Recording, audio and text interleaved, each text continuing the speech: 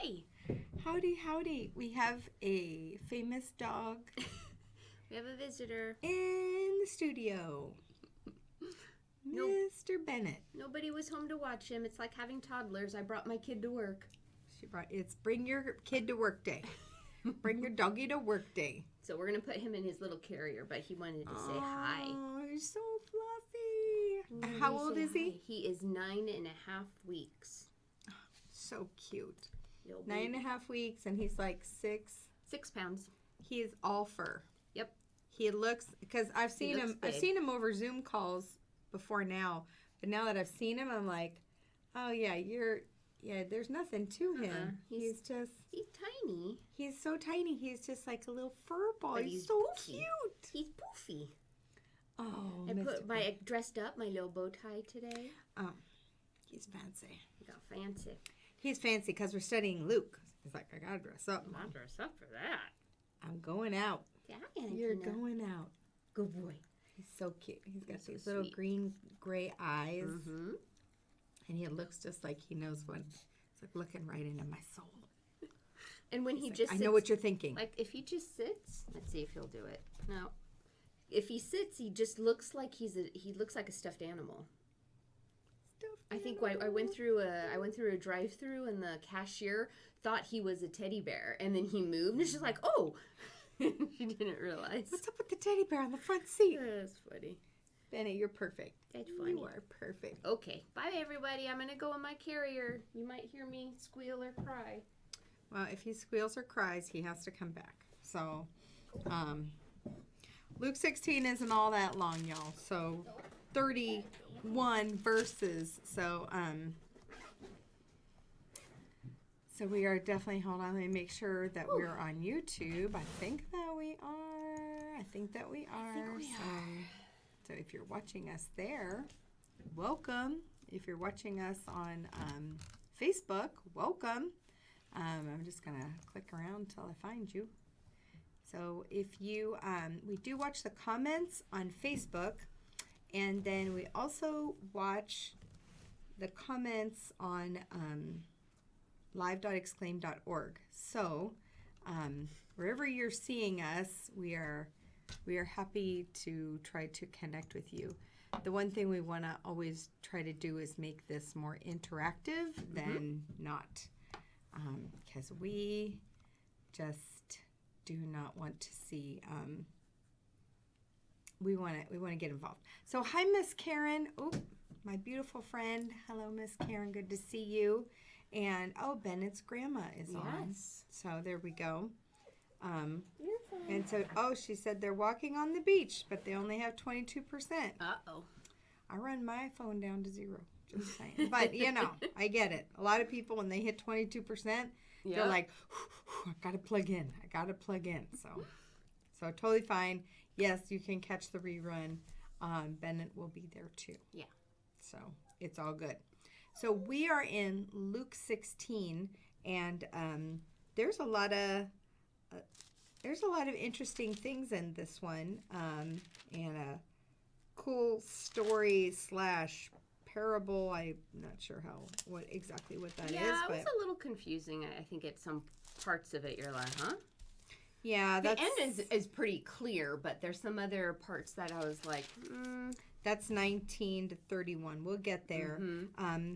But it was real because he used names. But he's used names, and I think in other parables as well. Anyway, if you know the answers to any of these questions, if 19 through 31 is a parable or if it's a story, please give us your opinion. Look it up in the commentary.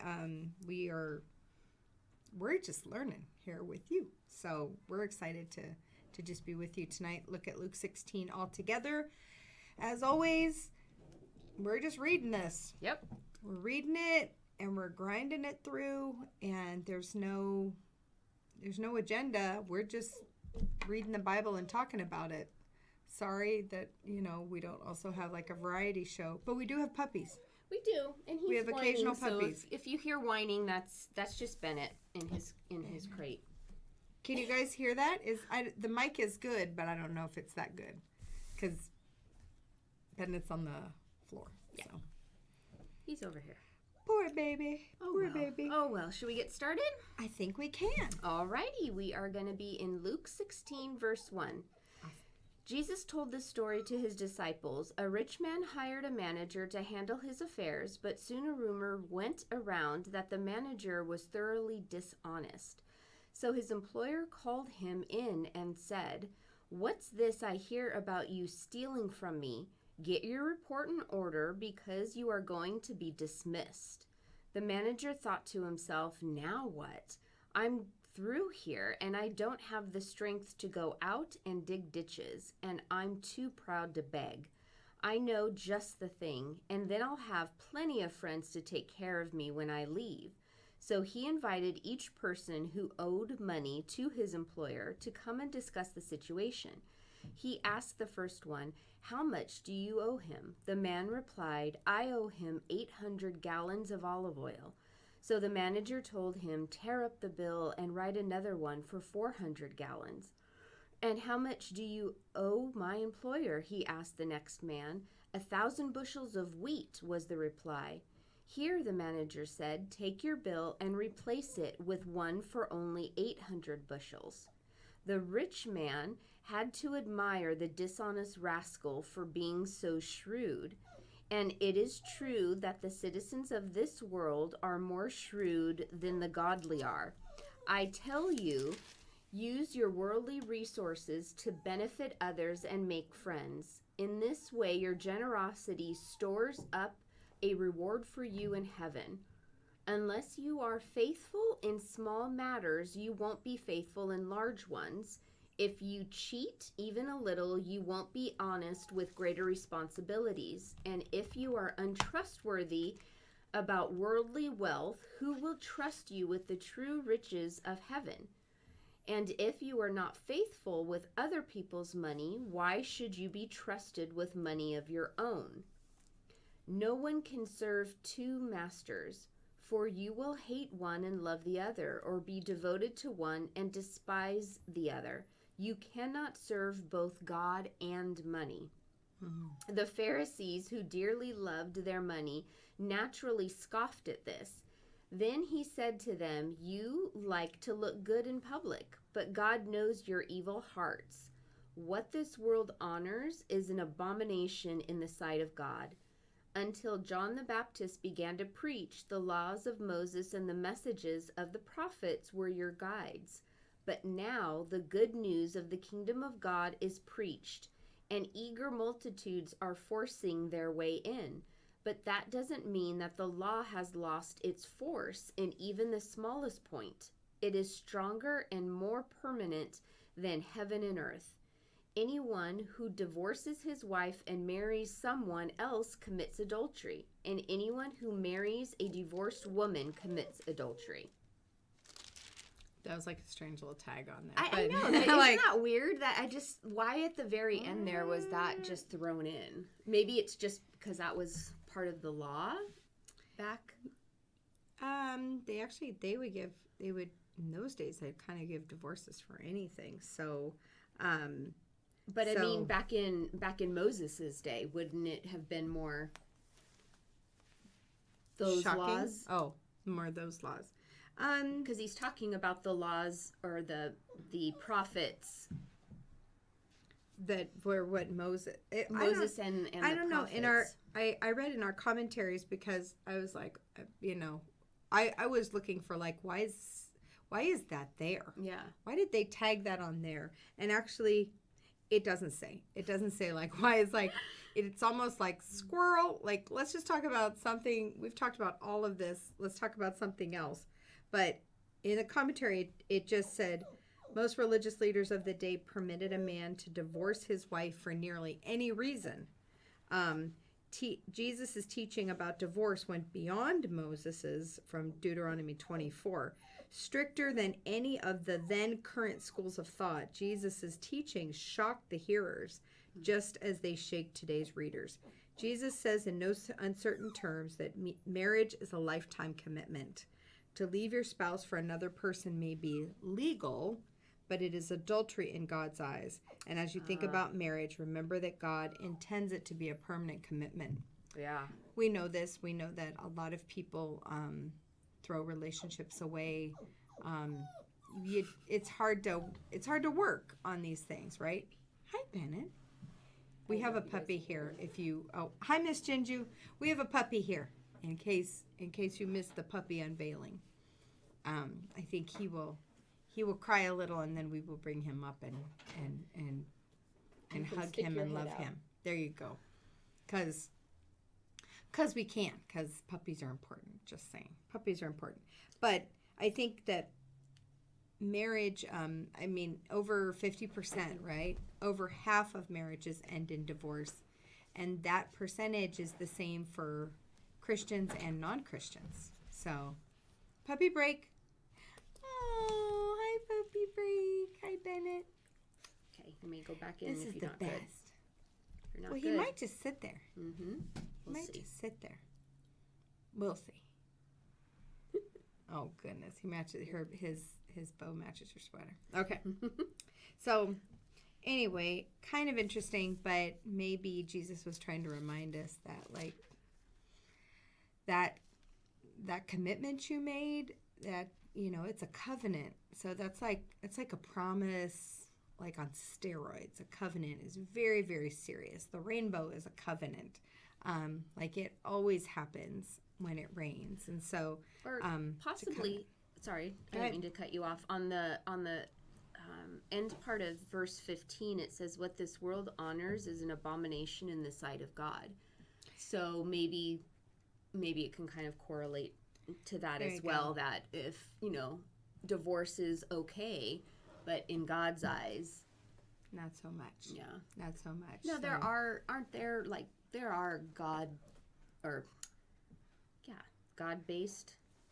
God-based reasons. Yeah. Oh, there you go.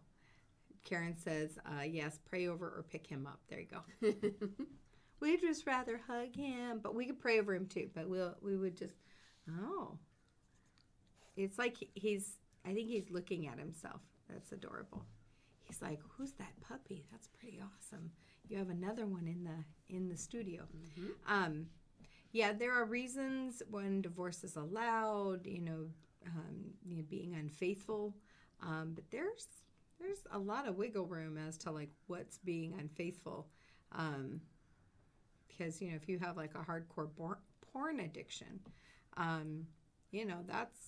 that's pretty much being unfaithful, even though you may have never left the screen. So we won't descend too much into that because that is very personal, and I know we've got a lot of very interested parties in those sort of things. But just know that before you would ever change your commitments of any kind, you need to really seek God. Do not seek. I'm just talking as a chick here. Don't seek your girlfriends. Mm-hmm. Don't find like a what's that called? Like a person who will just tell you what you want to hear. A yes man. Yes, exactly. Don't Mm-hmm. seek those people. Actually pray and fast and seek God's direction, because if you've they're playing downstairs with the sound system. If you've ever seen the movie Fireproof, if you haven't, it's a really great movie for marriage and how they really, it's Kirk Cameron, but how they really turn around basically two people that were headed for divorce. But it's an amazing movie, and just a reminder, just like this scripture is a reminder that God really does intend for us to be in this covenant for the rest of our life. Yep. He's looking at me. It's hard. Okay, anyway. But let's go back to verse 1. Yes.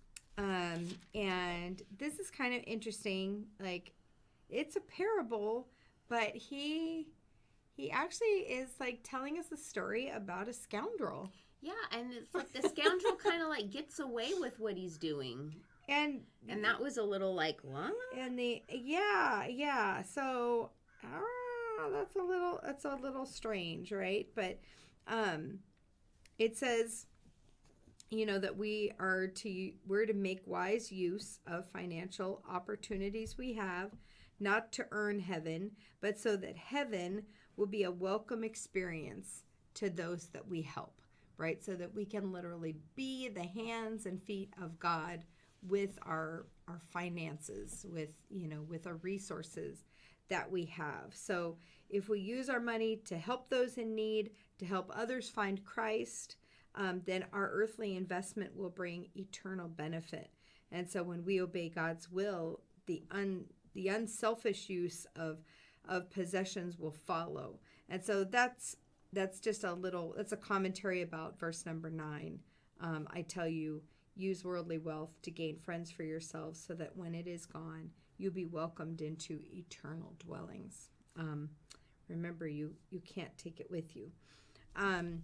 But we do have, there are kind of some notes here about how we use our money, right? We use our money, or how we use it is a good test, it says, of our lordship, or the lordship of Christ, or how we trust him, right? So money belongs to God, and we're just stewards. We're stewards. Like, don't squander everything you have, because that's just not a good steward of the resource you have, clearly. Money can be used for good or evil. So we need to use ours for good. Duh, please. And then money has a lot of power. And so we need to recognize the fact that it has power, and be careful and be thoughtful with how we use that resource.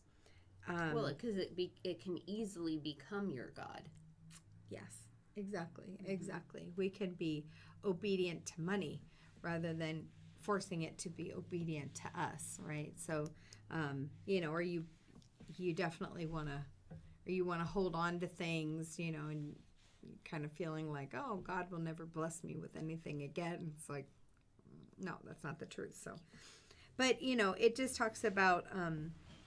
It talks about in the commentary here. It just talks about integrity, and so clearly it in the Greek it says that accused of wasting his possessions, and so basically he was embezzling, or making just a mess, and then he says, get an account of your management. So kind of like, let me see the ledger kind of thing, yeah, the financials. Yep. Let me see your balance sheet and your profit and loss.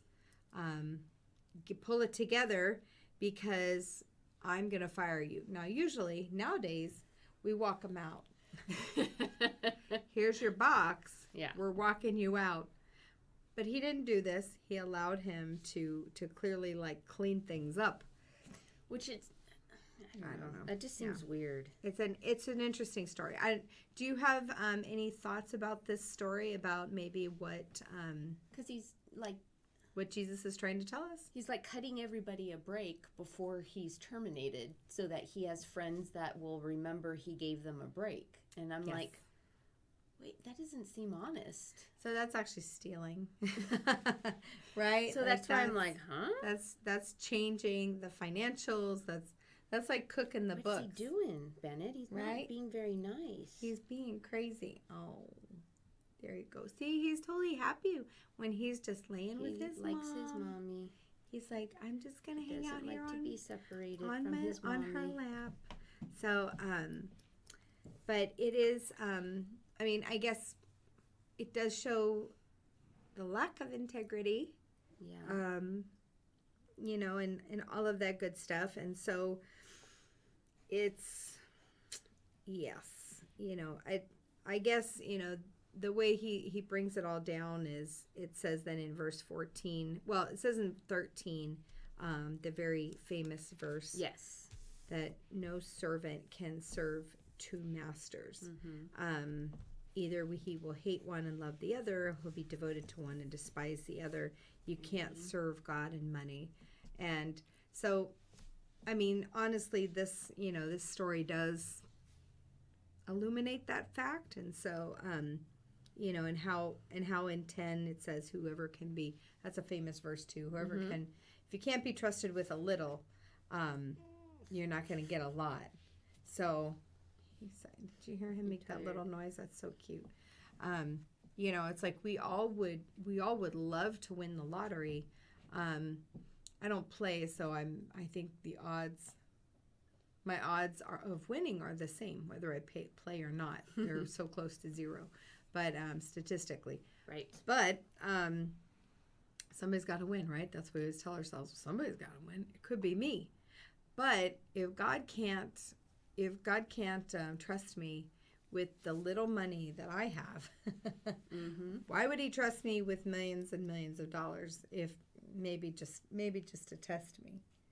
Are you testing me? Hi. Sorry, I got lost in His eyes.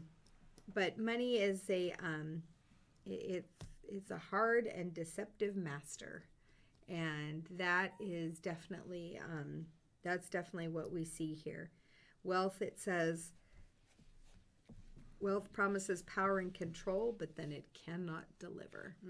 There we go. Good fortunes can be made and lost overnight, and no amount of money can provide health, happiness, or eternal life. Amen. We're going to talk a little bit about that in a minute. Yep. How much is it better to let God be your master?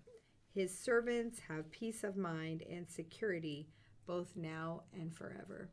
So the Bible talks a lot about money. It does, because I think God knew that I think it was going to be a common and also issue. that it was going to be like hard for people, because we naturally, I think we have this hierarchy thing.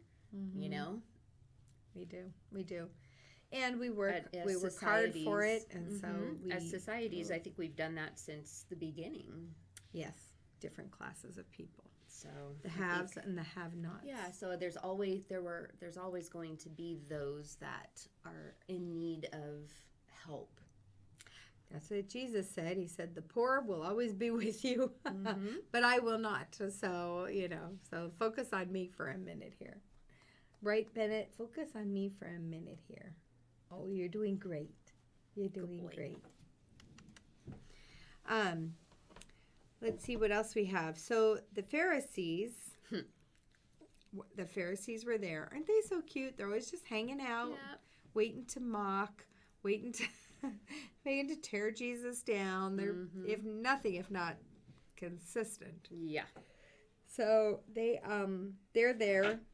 It says in verse 14, it says they loved money. Yep. So they loved money, so they were taking exception to Jesus's teaching. They were not impressed at all with what he was saying.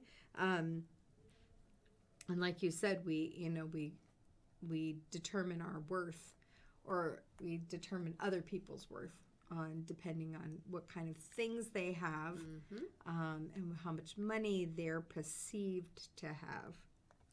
We know now that, or I know now, maybe you don't, but the credit can give the illusion that people have money, and but they can be $100,000 in debt, and credit cards look like they've got everything together, and no, not so much. They probably couldn't buy a new house, buy a new couch on credit, because they've rung up all of their credit. So yeah, there's a difference between and God talks a lot about debt too. Or the Bible. The Bible talks a lot about debt, and how debt is evil. It's a thief. It's a thief. It's a thief of all your resources. So yeah, that's because the more the more you have, the more you can give. That's it. The Bible says neither a borrower nor a lender be. So the borrowing part is the credit part. Just saying. Tear up those credit cards, people, and take Dave Ramsey's. It's a good course. It's a good one. Financial Peace University. You can Google that, or you go to daveramsey.com or financialpeaceuniversity.com. Jen and I have taught that That course, it's 9 weeks and life-changing. Yep. Just saying. It's really good. So, because you just have to be smarter. Yeah. You have to be focused. Everything you've been taught or you've learned your whole life, not the way to do it. Probably not so good. Because we're learning from advertisements, you know. They say that the advertisements, the credit card companies spend like $1 billion or something every year sending advertisements to you, hoping to catch you in a weak moment that you will sign up for a new credit card and charge money on it. You know, so they don't do that for fun. When did credit start happening? Wasn't it like the Depression or something? Maybe. I'm trying to remember because it wasn't always like that. No, you used to. No, credit wasn't. You had to have money. I mean, I know that like the company store, whatever, and you could kind of, you know, and have a tab. Yeah, you could kind of start a tab, and then you would ring it up, but then they would cut you off, and so, you know, I don't know that you could maybe get that far behind because you did need to like usually buy food there and stuff, but modern day credit cards and all that stuff, I'm not really sure. Somebody can Google that and let us know when that all started, but relatively new, I would think. Yeah. Last 50, 60 years. And you don't... 70, 80? You don't need a credit score. As much as they say you do. You don't need a credit score. Your credit score is... Diane says, we put everything on one credit card, but pay it off every month without fail. You are good. Now, a lot of people can't do that. Just saying. They don't have the discipline. They don't. So they just need an ATM card, which you can do with everything. And so, anyway, take Financial Peace University. Highly recommend. Hey, that's not the bone. It talks about all of this stuff and more, and in a very eloquent way. Yes. So, there you go. All right. Well, you guys, let's see where we are. Yep, we talked about the adultery. I think we're in verse 19, starting with the next parable. Yes. I was just talking about, I was looking at 16. Oh, okay. Because John the Baptist, like it says in the commentary, he was the dividing point between like the Old and the New Testaments. And it says with the arrival of Jesus, you know, everything that the prophets prophesied all actually started coming true. And so, but Jesus emphasized that his kingdom fulfilled the law, right? It didn't cancel it. And so that's what he's saying here. He's saying, you know, it's, it is easier for heaven and earth to disappear than for the least stroke of a pen to drop out of the law. So, so the law is permanent. And thank goodness, right? Let's see. Diane says, Paul can't remember his number on the ATM. I hear ya. Paul, don't make it your house number like everybody else does. Or your phone number or your birth date. You have to make it something random. But, yes, we get it. I have 2, and I can't. Anyway. I am switched up, but I'm working on it, right? I'm working on it. I'm about to just write it on the back. I'm just... Don't steal my purse. And they're like, her ATM code is on the back of her ATM. I didn't do that, Paul. I'm not... I mean, my Paul and your Paul, Diane. I just tell both the Pauls. I haven't done that, but I've thought about it. Okay, you guys ready to finish up our chapter here? Yeah.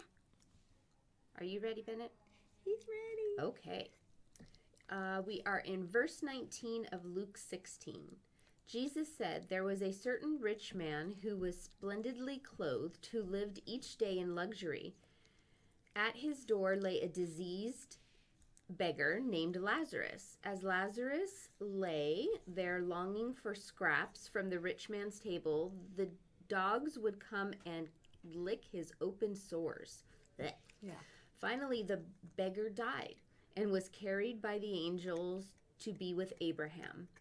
The rich man also died and was buried, and his soul went to the place of the dead. There, in torment, he saw Lazarus in the far distance with Abraham. The rich man shouted, "Father Abraham, have some pity. Send Lazarus over here to dip the tip of his finger in water and cool my tongue, because I am in anguish in these flames." But Abraham said to him, "Son, remember that during your lifetime you had everything you wanted, and Lazarus had nothing. So now he is here being comforted, and you are in anguish. And besides, there is a great chasm separating us. Anyone who wanted to cross over to you from here is stopped at its edge, and no one there can cross over to us." Then the rich man said, "Please, Father Abraham, send him to my father's home, for I have 5 brothers, and I want him to warn them about this place of torment, so they won't have to come here when they die." But Abraham said, "Moses and the prophets have warned them. Your brothers can read their writings anytime they want to."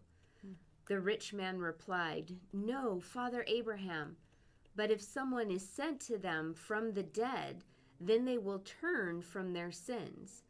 But Abraham said, "If they won't listen to Moses and the prophets, they won't listen even if someone rises from the dead." Jesus is being kind of funny there, being a little snarky, because he is on his way to Jerusalem to die, to raise again, and he's foretelling the future a little bit there, right? He's like, if they didn't listen to Moses and the prophets, they won't be convinced, even if someone rises from the dead, which he will be doing, in a short amount of time here in these stories. And so it's pretty funny. I think, Jesus is like having a laugh. But here's this story. This is not Lazarus. This is not Mary and Martha and Lazarus. No. Jesus' friends, and very important people to him, or Lazarus, which is the Lazarus that was raised from the dead.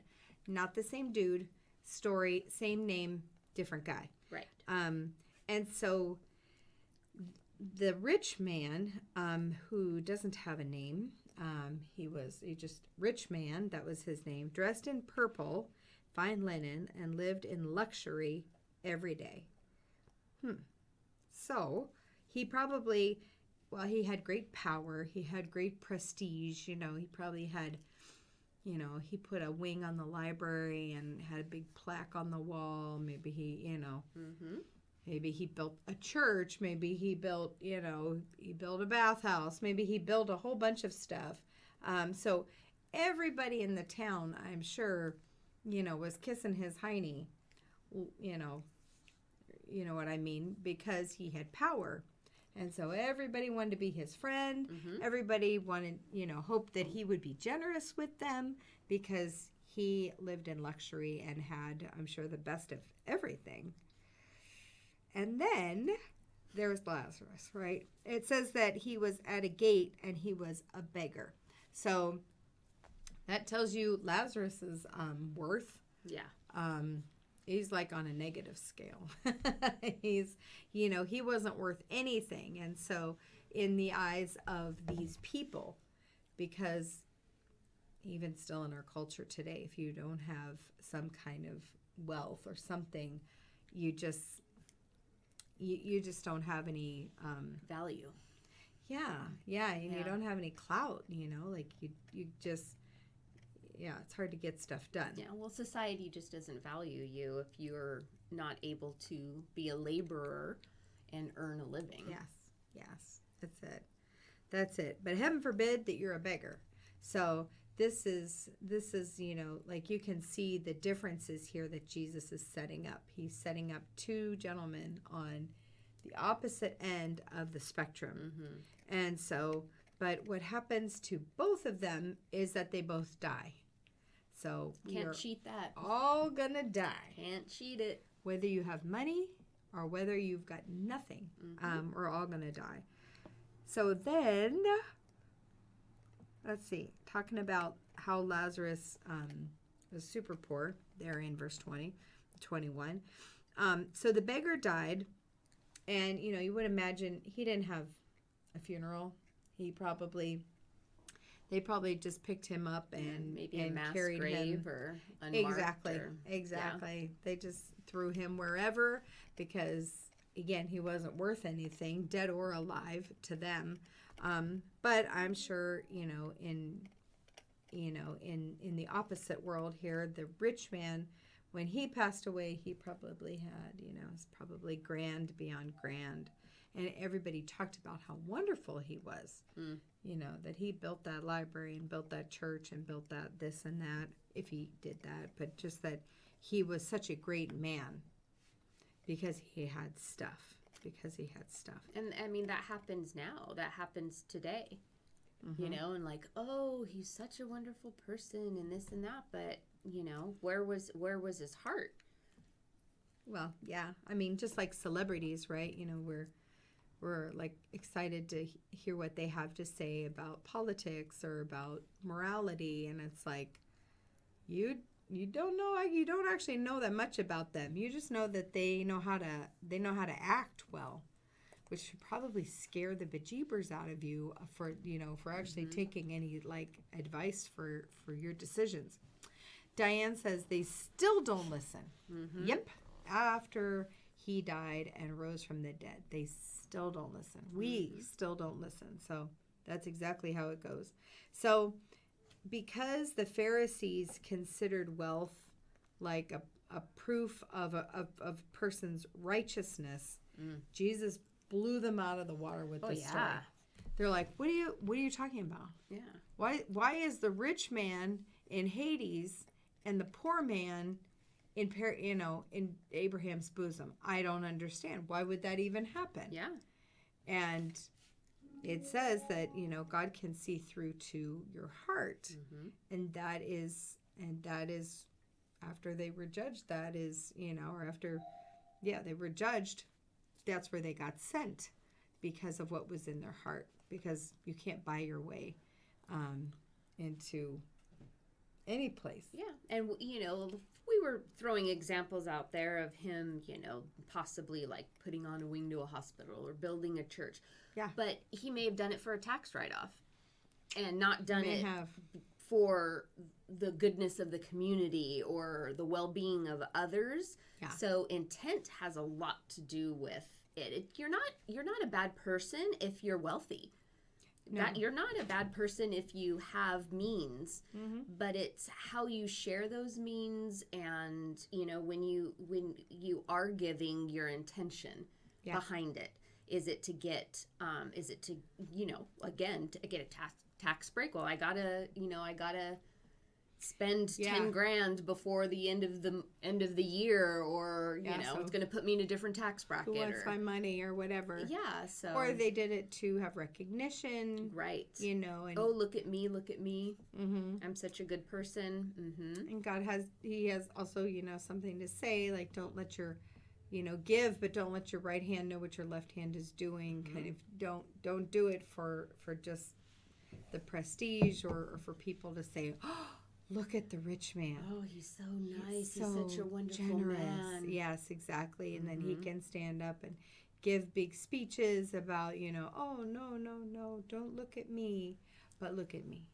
So, yeah, so so this story was very backwards for the Pharisees, and so it really caught their attention. They're like, I don't understand. Why would this be? Because the rich man was clearly a better person. But like you said, he goes in for the heart. Because they thought in those times, right, that if you had a lot of things or money, you were being blessed by God. Yep. If you had these things. Right. So that's kind of what they deemed as being righteous. Worthy or righteous. Because if you had it, you were blessed. And if you were blessed, it was blessings from God. Right. Well, every good gift is from above, and we agree with that. But it is true that there are a lot of evil people who have done a lot of bad things to get a lot of money. Yeah. And they're not necessarily yeah, they're anyway. That's not how it works. And I mean, there's people that'll lie, cheat, and steal to get ahead. Yes. And it's obviously with the previous one, we kind of saw that too. So people are just, man. Money messes you up. So it does. Karen says, God loves a cheerful giver. 2 Corinthians 9:7. We can't outgive God. Nope. Anyone can tithe, but giving is more than that. That's true. Yep. Yeah. Tithing is what you give to your church to support or a ministry, and then there's offering, right? That's above and beyond just your standard tithe.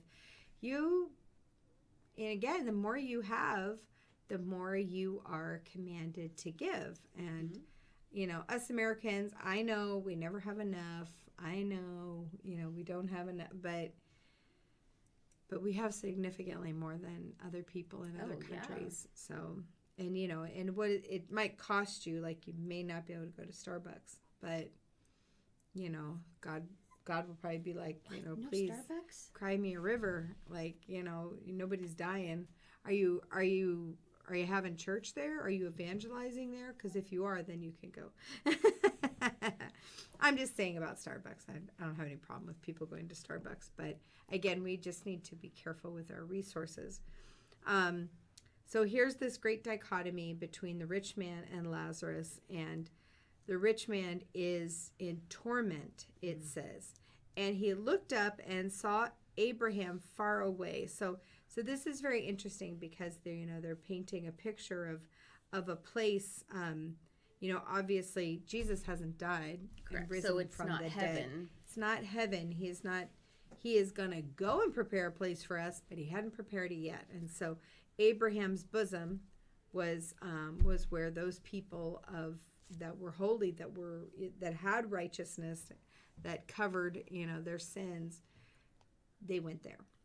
Went there. Is that also considered what some people consider paradise? Yeah, I would think so. Because that's the same place. It's the what place Jesus that told the thief on the cross. Today you will be with me in paradise. Yeah, because basically all the believers prior to Jesus's crucifixion, that's where they were. Or his ascension. Yeah. Yeah. Then heaven was right. Opened up. That's how I understand it. If you have any different understanding, please put it in the comments, because let's work all this out together. I'm not saying I know everything about everything, and I would love to learn from you tonight, so that would be great. But yes, they are not quite ready, and so it says that the rich man he was hollering at Father Abraham, is what he called him. He said, please, just have Lazarus dip the tip of his finger in water and cool my tongue, because I am in agony in this fire. So this is where, this is one of those verses where we talk about fire and agony. And so you can't really pass this up, because Jesus, it's a real place, said this. How many real. times do we? He talks about it. Jesus himself talks about it. These aren't our words. Over again. These aren't our words. It's a warning. Jesus' how much does God love us that we have these warnings? He loves us. He's telling you, just like you're He'll do anything. Like just when you're with your kids, you told them don't touch the stove. It's hot. Mm-hmm. And some kids were like, oh, okay, and they just don't touch it. But then there are others who are like, well, let me see. Yes, and we all know that kid. Yes, that may have been my brother. Mm-hmm. But he eventually learned and then became a fireman. So I must have played in traffic. I don't know what, but we all have our rebellion in our own ways, people. But it says that Abraham replied, verse 25, that, son, remember in your lifetime you received your good things, while Lazarus received bad things. And now he is comforted, and you are in agony. And besides all this, between you is a great chasm that has been fixed. So it's not going to happen. You can't get there from here, or Lazarus can't bring his finger from there to here because, this word Hades in verse 23, it also, maybe it says hell in yours, but it's just Hades or Sheol that refers to the unknown, like an unseen place is basically what it translates to. Unseen place. You can't, it's in a dimension that we cannot access with this body and this little brain of ours. So it's an unseen place. So where it is, I don't know. Maybe it's right here. But it doesn't matter because I can't see it. I can't experience it until I have shed this body, which will then allow me to operate in a different realm, because then I'll be spirit. It'll be a little bit different. I'll get a new body, but it will be a heavenly one. So, which is very cool. Not like Victoria's Secret heavenly angels, like heavenly as in a new place for my soul to hang out that has, like some heavenly operations. So wings are probably not. Well, because angels probably don't need them. Angels were created. They were the cherubim and the seraphim that had wings. Were created beings, and I don't know that we'll need them. I'm thinking I'm just going to be like, let's go left, and we just do, and So it doesn't speak to us having wings once we get to heaven. No, we don't become angels. I think that's everybody's like, oh, well, now you have an angel in angel heaven. No. Like, no, actually, the only angels ever mentioned in the Bible were men. They were warriors or messengers. So, actually, they're not like, they don't have long flowing gold hair like the ones I saw at the Crystal Cathedral for the Christmas thing. They had long hair and long robes and these big wings, and they would fly all around. Who knows? Maybe they were, from the 80s and had that. They're like a hair. hairband, yeah. Hairband. Yeah, who knows? Hairband Maybe hair. Gabriel is like, woo. And then somebody just got confused. They're like, that must be a girl. No, probably a dude. But anyway, we digress. And so it says that he says, I beg you, Father Abraham, this is the rich man talking, can you send Lazarus to my dad's house, to my father's house? For I have 5 brothers. Let him warn them, so they will not come to this place of torment. And that is the funny part, is that we have all been warned. We have all, especially in America, like you have probably heard something about Jesus. Probably heard something about Jesus in your lifetime. But we just don't take it seriously, do we? No. We're just like, it's all right. I can get around that. I can. Sorry, there's something in my eye. It's driving me crazy. Okay, get it out. It's your eyeball. I apologize. That's okay. Ugh. Your dog is more than willing to help. Probably. Oh, Mr. Bennett. I just can't Oh, he's so cute. see. Oof.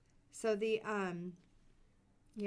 and so Father Abraham, he says, nope. But if someone goes from the dead to them, and then the rich man said, but if someone goes from the dead to them, they will repent.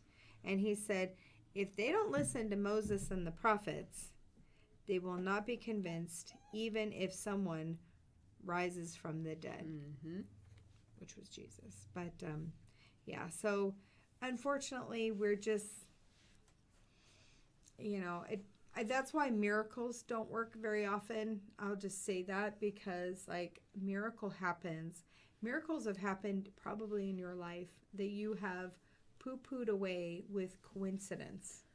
Or And you're logic. like, right. With logic, And you're like, oh, well, if the sun was at this angle at this time of day with this temperature, then, then this thing could have totally happened. And so that wasn't God, because it could probably be explained.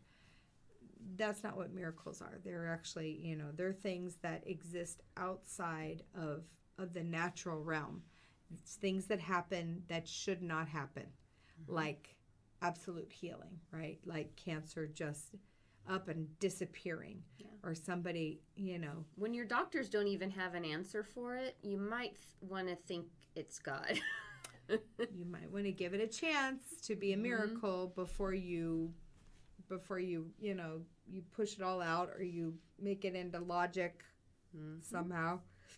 There's no faith in that, but it definitely he's pointing out the very real truth about us is that God knows that about us, is that we are not easily persuaded. I want to share something. Well, we're almost done, right? We're done. I was going to share something real quick. As some of you may know, my son is a junior in college. And he took the MCAT, which is the admissions exam for medical school.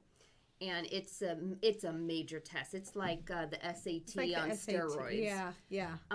It's a 7-hour test. And so he got his test results today.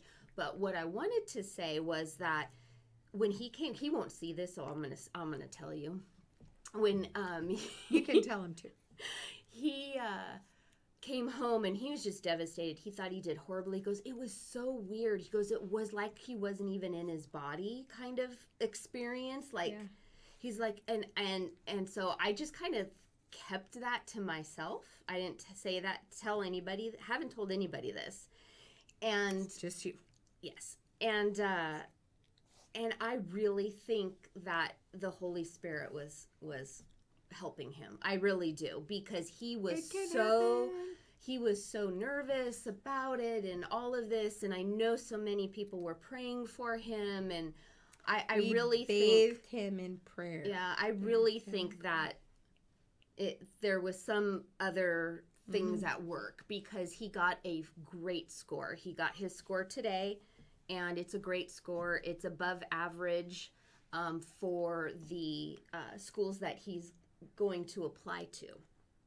So it just puts him in a great place. Yeah, so it puts him in a good place. So very how easy thankful. Would it be to just say, oh, I just guessed really well, or or it was, or I'm so super smart, and it's like, well, there's actually a lot more that goes into it, right? I mean, God gave her son great parents, right, who were supportive and made sure that he had a good education, that he went to a good university. They've sacrificed a lot to put him there. They've helped him prioritize school. So there are so many other things. God gave him great intellect. God gave him, just great discernment, great health, understanding. So there's a lot that went into that day that anybody could be like, oh, it's like God. So I just thought that was interesting. That is pretty good. Hold on, I just have to mute this sucker so we're not playback. All right. So anyway, good stories, good testimony, right, y'all? Good testimony, and we're always happy to share testimonies. If you have any, put them in the comments so that we can all hear them, because I know we're all having some good days about now. I know that a lot of bad things have happened, but God can turn that around. Yep. That's his specialty. He did with me, with this little guy. He did. This little guy. This little munchkin. Mr. Bennett. Mr. Bennett with the bow tie. And I named him Bennett because our dog's name is Elizabeth, and I love Pride and Prejudice. I love Jane Austen. And so Elizabeth Bennet is my favorite literary character. There we go. So we have Elizabeth and Bennett. And Bennett. Ha! Yes, we do. Yes, we do. We have you. He's super cute. And he's a very sweet boy. He is a very sweet boy. You guys, he's done really well, right? He just needed to be held. Karen was right. Mama. Pray over him or pick him up, she said. Pick him up. That was the answer. He likes to snuggle with Mom. Absolutely. Well, we have some kind of glitch on the side here. So we don't know if we're even still live or if it's recording. So hopefully it is. So we'll just say goodnight. Because we don't know what's happening. We don't know why we have this error popping up, and it's all good. So thanks so much for studying Luke 16 with us. Luke 17 is very interesting, right? The 10 guys with leprosy. And one of them thanked Jesus, and the other 9 just disappeared. Okay, so bad manners are nothing new, people. They've been going on since Jesus' day. And that's what Jesus says. Where's the other 9? Like, they got healed and just beat it. So we're going to tear that apart a little bit, pull some great nuggets out of that next week. So tune in tomorrow night at 7 for 1 Corinthians, Thursday night at 7 for Genesis, Sunday night at 5 for our main worship service, and then we've got the 4:30 Tuesday in 1 John. Yes. 1 John, and then 7 o'clock Tuesday. We're ripping through Luke. Yeah. We're almost done, you guys. So it's all good. You need to bye? Bye, everyone. Oh, bye, Mr. Bennett. Bye, everyone. You're being so cute. I don't know what I should say to this error. I'll say okay.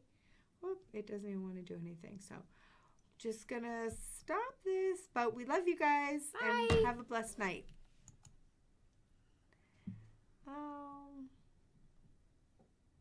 Just kidding. I just had to take this arrow out. Okay.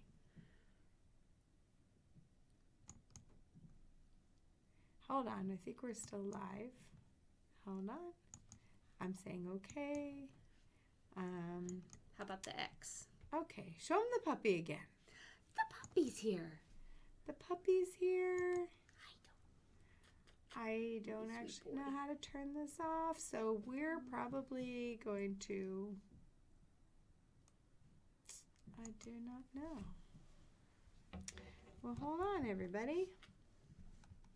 There is, for all you techie people, there's an error, and